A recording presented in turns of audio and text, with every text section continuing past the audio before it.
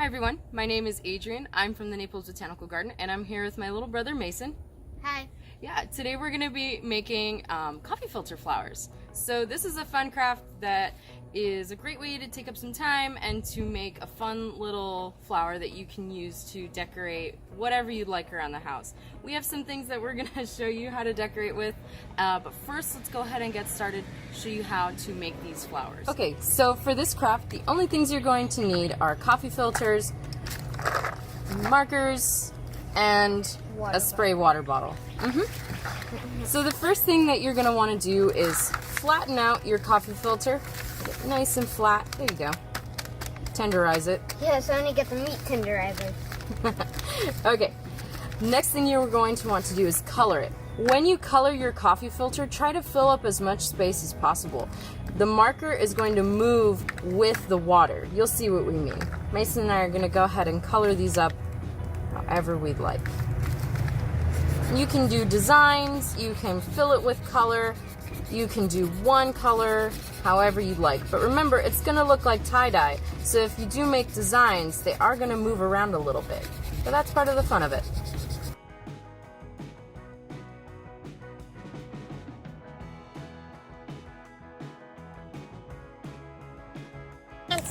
One thing you're going to want to remember to do is have a work surface. Do you see how the marker is going through the paper?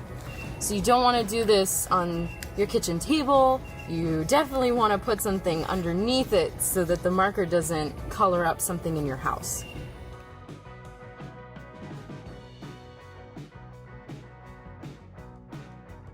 When you spray your coffee filter, the colors are going to move, kind of like tie-dye.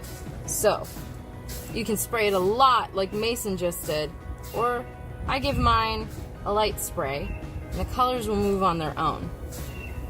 And now, you just wait. Snack break! Yeah, snack break. Alright, now that our coffee filters are all dry, see yours? There you go. Now that they're all dry, all you have to do is shape them. So I'm already finished. So what you're going to do is pinch them right in the middle, just like that. Just pinch the middle. There you go. And you just fold the petals down, back. Okay? Shape them a little bit around the sides. Now, yep, you're ahead of me. The last thing you're going to do is twist the bottom just like that. So it's nice and pointy. Now your flowers are all done, and you can use them to decorate something. You can put them together and make a bouquet, maybe for Mother's Day or something else that you'd like to celebrate, or just to make something beautiful to put around the house. In a vase, maybe. That's beautiful. Mason gave his a little shape at the bottom. That's really cool. That's awesome. So if you'd like, you can also take a piece of string and tie them together. This, we used a clothespin too, so we could clothespin it to stuff around the house or to ourselves, however you'd like to do it. Alright, so thank you guys for watching.